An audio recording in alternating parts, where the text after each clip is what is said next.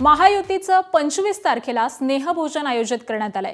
मुख्यमंत्री देवेंद्र फडणवीस महायुतीच्या नेत्यांना स्नेहभोजन देणार आहेत, तर महायुतीचे सर्व मंत्री, आमदार आणि महत्त्वाचे नेते यामुळे एकत्र येणार आहेत। मुख्यमंत्री देवेंद्र फडणवीस मार्गदर्शन करण्याची देखील शक्यता वर्तवली गेली आहे।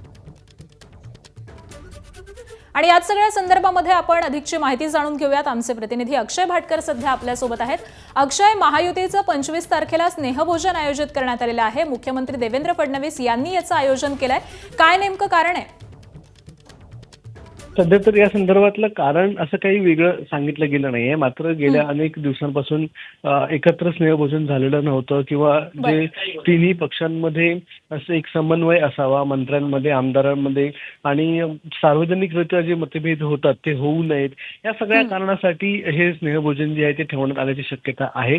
मात्र तिन्ही पक्षाचे जे वरिष्ठ नेते आहेत, सर्वोच्च नेते आहेत, म्हणजे देवेंद्र फडणवीस असतील किंवा एकनाथ शिंदे असतील, त्यांच्याबरोबर सुनेत्र पवार असतील, हे तिन्ही नेते त्यावेळी उपस्थित राहणार आहेत। मंगळवारी संध्याकाळी मुंबईतल्या एका पंचतारांकित हॉटेलमध्ये हे स्नेहभोजन ठेवण्याची माहिती देखील आपल्यापर्यंत आलेली आहे। आणि यामध्ये सध्या तयारी जी आहे ती सध्या सुरू आहे। सगळ्या आमदारांना पत्र गेलेले आहेत, इन्व्हिटेशन्स गेलेले आहेत आणि 25 तारखेला उपस्थित राहायचेच असे आदेश देखील मिळालेले आहेत। त्यामुळे तिन्ही पक्ष जे आहेत, शिवसेना असेल, भाजप असेल, त्यासोबत राष्ट्रवादी काँग्रेस असेल, या तिन्ही पक्षाचे सगळे मंत्री, सगळे आमदार आणि काही महत्त्वाचे नेते आपल्याला 25 तारखेला एकत्र मुंबईमध्ये एका पंचतारांकित हॉटेलमध्ये दिसू शकतात। आणि यावेळी कशा प्रकारे आपलं सरकार चालवायचं आहे, कसा समन्वय साधायचा आहे, यासाठी कदाचित देवेंद्र फडणवीस हे मार्गदर्शन देखील सर्व आमदारांना करण्याची शक्यता आहे। आपल्याला माहिती आहे, महाराष्ट्रामध्ये प्रचंड बहुमताने महायुतीचे सरकार आलेलं आहे, मात्र त्यानंतर अनेक खटके देखील उडावलेले आहेत